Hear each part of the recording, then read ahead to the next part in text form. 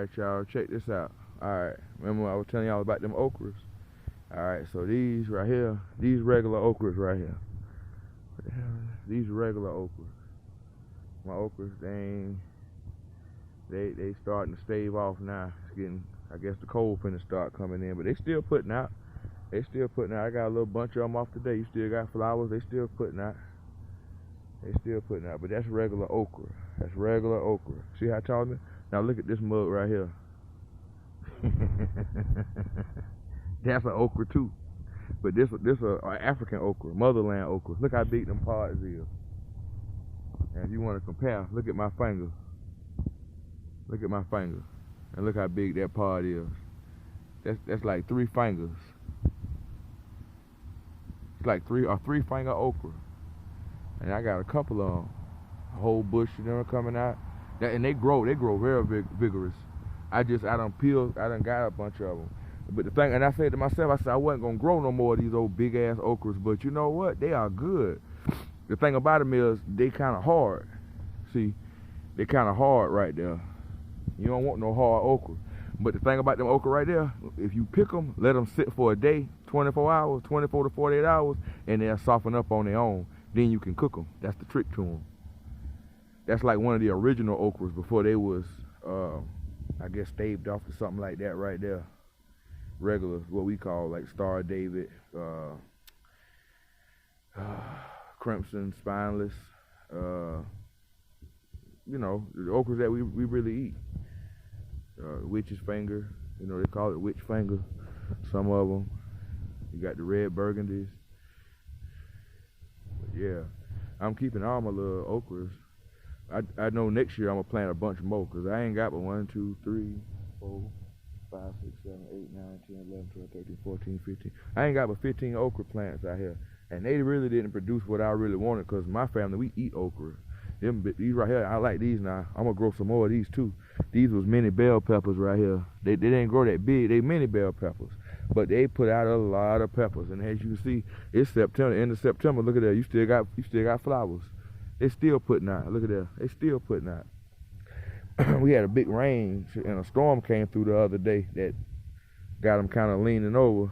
But my pop said don't ever lean a plant back up, let it lean up on its own, let it get up on its own. But I don't want it to waste that much energy trying to do all of that, because I still needed to produce. So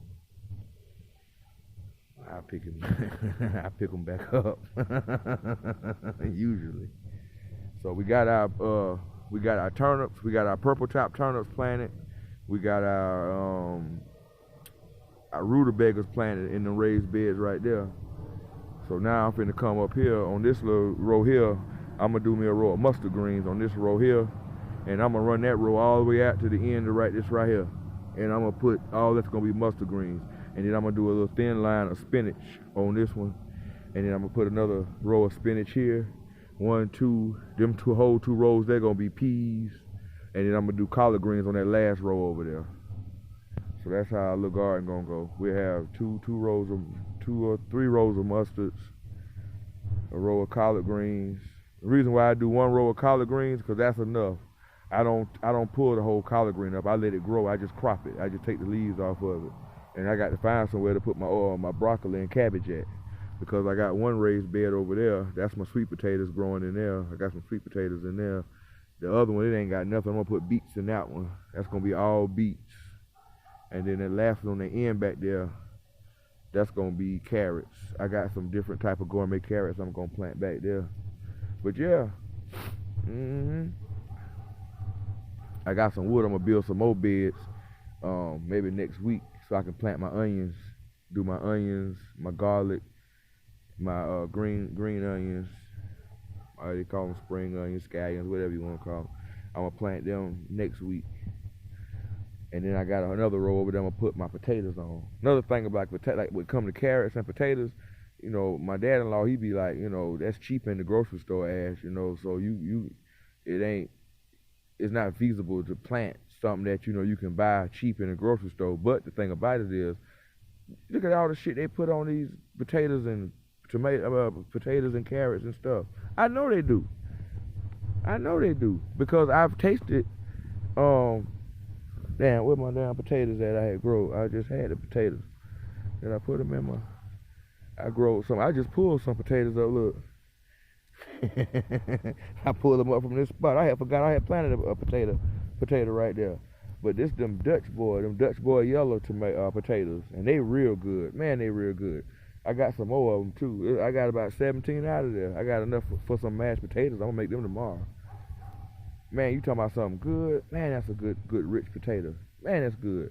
It ain't nothing like nothing you catch in the store. The Yukon Golds, the red potato. It don't taste nothing like any of those. Purples, none of that. None of that. You know, them Dutch Vikings, them Dutch boy yellows, the Vikings.